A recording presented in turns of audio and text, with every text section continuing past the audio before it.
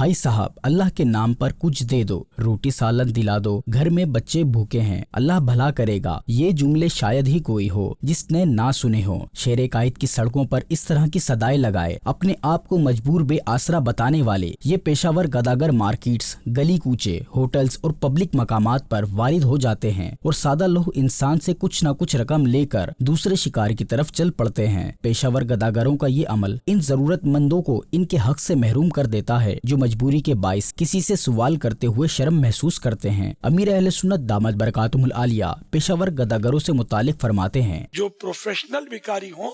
उनको देना जायज नहीं है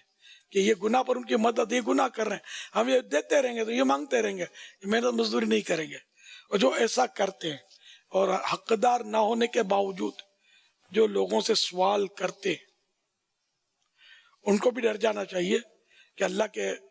प्यारे प्यारे आखिरी नबी सल्लल्लाहु तआला अलैहि वसल्लम का फरमान आली शान है, जो शख्स माल बढ़ाने के लिए सवाल करे तो वो अंगारा मांगता है, अब चाहे कम करे या ज्यादा। कानून नाफिज करने वाले इदारे इन पेशावर गदागरों के खिलाफ वक्तन फवक्तन कार्रवाई करते हुए नजर आते हैं। एसपी औरंगी फहीम फारूक का गदागरों के खिलाफ क्रैकडाउन से मुतालिक मदनी खबरों से गुफ्तगू करते हुए कहना था कि पुलिस पेशावर गदागरों के खिलाफ कार्रवाई कर रही है, लेकिन लोगों को भी चाहिए कि वो ऐसे अफराद को किसी भी किस्म की माली मदद फराहम ना करे। मैं एक आवाम को भी एक मशवरा देना चाहता हूँ कि जब भी रमज़ान में या ऐसा कुछ आप काम करते हैं, खैरात देते हैं, खैरात देना एक अच्छी बात है, सदका जारिया है, मगर वो मुस्तहिकों को दे जो उसके हकदार हों, जो माजूर हों, जिनके पास कोई कमाने का तरीका नहीं है, बेवा हों, उनके पास कोई घर में मर्द नहीं है, इससे बंदों को दे। ये प्रोफेशनल आ जाते हैं, अपने आप को रोड पे खड़े, कोई बच्चा ले लिया किसी ने, कोई लेडीज़ ले ली, उनको आर्टिफिशियल जो है वो माजूर करके या कुछ भी करके रोड पे खड़े होकर वो जो लेते हैं भी, ये बिल्कुल गलत है। जब उनको